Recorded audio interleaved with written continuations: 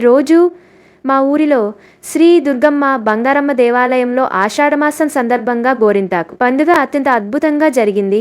అమ్మవారి కన్నతో అందరూ ఆనందంగా సంప్రదాయంగా జరుపుకుంటున్నాం. ఇలాంటి పండుగలు మన సంస్కృతి గొప్పతనాన్ని చూపిస్తాయి. మీరు అందరూ మా ఊరికి రండి, అమ్మవారి ఆశీస్సులు పొందండి. ప్రతి శుభకార్యం అనగానే పిల్లల నుంచి మగవుల వరకు అందరి చేతిపైన అందంగా ఒదిగిపోతుంది ఈ గోరింటాకు. రెగ్యులర్గా పెట్టుకునే వారు ఉన్నప్పటికీ ఆషాఢ మాసంలో మరింత ప్రత్యేకంగా ఈ గోరింటాకునైతే పెట్టుకుంటారండి. యుగాలు మారినా తరాలు మారినా ఎవర్ గ్రీన్ ఫ్యాషన్ ట్రెండ్ అనేది మన గోరింటాకు అండి. ఈ గోరింటాకు నుంచే మనకి కోన్ అనేటివి రకరకాల డిజైన్స్గా మనము పెళ్లిళ్ళకి ప్రతి శుభకార్యానికైతే పెట్టుకుంటూ ఉంటామండి. మరి ఈ గోరింటాకు యొక్క జన్మరహస్యం ఏమిటి, దాని గురించి ఇప్పుడు తెలుసుకుందాము. గోరింటాకు అంటే గౌరీ ఇంటి ఆకు, సాక్షాత్తు పార్వతీదేవికి సంబంధించినదండి. చిన్నతనంలో గౌరీదేవి అన్న పార్వతీదేవి అన్న ఎవరైనా ఒకరేనండి. గౌరీదేవి బాల్యంలో చెలికత్తెలతో వనంలో ఆడుకుంటూ ఉండే సమయంలో ఒకసారి రజస్వల అవుతుంది. ఆ రక్తపు చుక్క నేలను తాకిన వెంటనే ఓ మొక్కగా పుడుతుంది.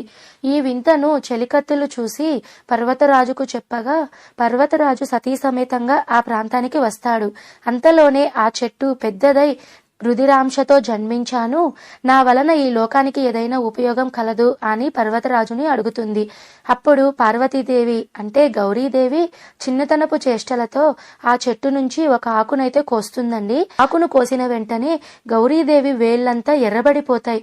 అయ్యో నా బిడ్డ చేయి కందిపోయిందనుకునే లోపుగానే పార్వతీదేవి నాకు ఏ విధమైన బాధ కలగలేదు, పైగా చాలా అలంకారంగా అనిపిస్తుంది అని అంటుంది. పర్వతరాజు ఇకపై స్త్రీ సౌభాగ్యం చిహ్నంగా ఈ గోరింటాకు మానవలోకంలో ప్రసిద్ధమవుతుంది అని చెప్తాడట. రజస్వల సమయాన ఉద్భవించిన ఈ చెట్టు స్త్రీల గర్భాశయ దోషాలను తొలగించి స్త్రీల ఆరోగ్యాన్ని కాపాడుతుంది. తన వర్ణం వలన చేతులకు కాళ్లకు అందాన్నిచ్చే అలంకార వస్తువుగా వాడబడుతుంది అనైతే చెప్తారండి. అదే ఈ చెట్టు జన్మకు సార్థకత అని పలుకగా గౌరీతో సహా అందరూ ఆ చెట్టు ఆకులు పసరుతో చేతులు కాళ్ళు అందంగా తీర్చుకుంటూ గోరింటాకునైతే పెట్టుకుంటూ ఉంటారండి. ఆ సమయంలో కుంకుమకు ఒక సందేహం వచ్చిందట. నుదుటన కూడా ఈ ఆకు పెట్టుకుంటే కుంకుమకు ఉండేటువంటి ప్రత్యేకత స్థానం అనేది తగ్గిపోతుంది, నా ప్రాధాన్యత తగ్గిపోతుందేమోనని గౌరీదేవితో చెప్పగా నుదుటన పండదు అని గౌరీదేవి చెప్తుందట. కావాలంటే చూడండి, మీరెవరైనా గోరింటాకు మన చేతులకి కాళ్ళకి పండుతుంది, కానీ నుదుటిన మనం బొట్టు పెట్టుకునే ప్రాంతంలో పెట్టుకుంటే మనకు అక్కడ గోరింటాకు పండదట. ఇక శాస్త్రపరంగా చూసినట్లయితే ఈ గోరింటాకు పెట్టుకోవడం వలన గర్భాశయ దోషాలను తీసివేస్తుందట. అరచేతి మధ్యలో పెట్టుకుంటే స్త్రీ గర్భాశయానికి రక్తం చేరవేసే ప్రధాన నాడులుంటాయి. వాటిలో అతి ఉష్ణాన్ని లాగేసి ప్రశాంతతను పరుస్తుంది. ఆషాఢ మాసం అంటే వర్షాకాలం మనకి ప్రారంభమవుతుంది కదా అండి. దీంతో క్రిమి కీటకాలు అంటువ్యాధులు పెరిగే అవకాశం ఉంది. మరీ ముఖ్యంగా పనుల్లో మునిగి తేలే మహిళలు చేతులు కాళ్ళు ఎప్పుడూ తడిగానే ఉంటాయి. దీంతో త్వరగా వ్యాధుల బారిన పడుతూ ఉంటారండి. గోరింటాకు పెట్టుకోవడం వలన వాటిలోని అతి ఉష్ణాన్ని లాగేస్తుంది. దీనివల్ల గర్భాశయ దోషాలు తొలగి ఆరోగ్యంగా ఉంటారు. శరీరంలో ఉన్న అధికమైన వేడిని ఈ గోరింటాకు అయితే తగ్గిస్తుందండి. గోరింటాకులో ఉన్నటువంటి ఔషధ గుణం వలన గోరు చుట్టూ అలానే గోరుకు సంబంధించిన వ్యాధుల నుంచి కాలివేళ్ల గోళ్లల్లో మొదలల్లో ఏదైనా మీకు వ్యాధులు అనేటివి ప్రాబ్లమ్స్ అనేటివి ఉంటే ఈ గోరింటాకు అనేది పెట్టుకుంటే వెంటనే రికవర్ అనేది అయిపోతారంట అండి. గోరింటాకు వల్ల సంతానోత్పత్తి సామర్థ్యం పెరుగుతుంది అని, అండాశయం పనితీరు సక్రమంగా పనిచేస్తుంది అని చెప్తారు. గోళ్ళకి లాగే జుట్టుకు కూడా ఈ గోరింటాకును పెట్టుకోవడం వలన సహజమైన మంచి కండిషనర్ గా కూడా పనిచేస్తుంది. మరి చాలా మంది చెప్తూ ఉంటారు కదా అండి, గోరింటాకు పెట్టుకుంటే ఎర్రగా పండితే మీకు మంచి భర్తకు వస్తారు అని అయితే మన పెద్దవాళ్ళు చెప్తూ ఉంటారు కదండి.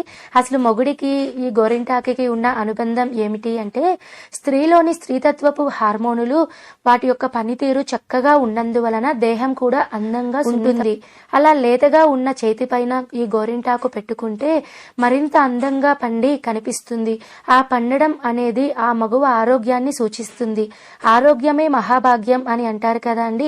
అందంగా ఉన్న అమ్మాయికి చక్కని భర్త వస్తాడు, ఆరోగ్యకరమైన దాంపత్యానికి కారణమైన భార్యను ప్రేమిస్తాడు కదా.